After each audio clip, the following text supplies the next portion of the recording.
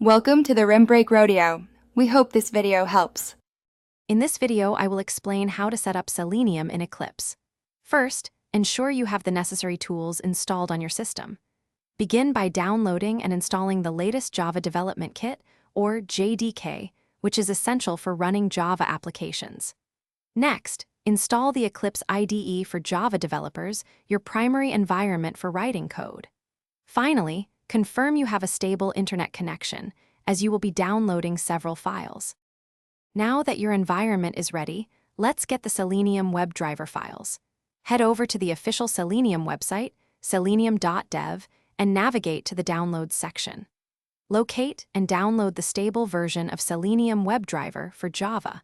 Once the download is complete, extract the contents of the zip file to a convenient location on your computer. This folder contains all the necessary Selenium library files. With the Selenium files ready, it's time to configure your Eclipse project. Open Eclipse and create a new Java project.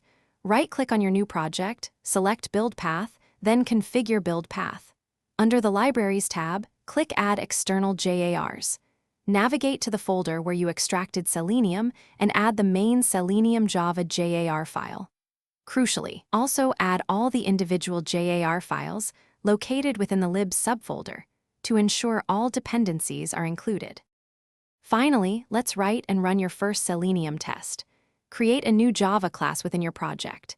Inside this class, write a simple script that initializes a WebDriver, such as Chrome driver, and opens a web browser to a specific URL.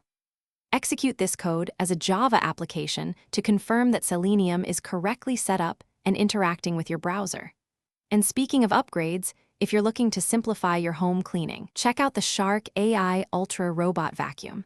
You can find a link to it and other great deals in the description below. Thanks for watching. Consider subscribing if we helped you.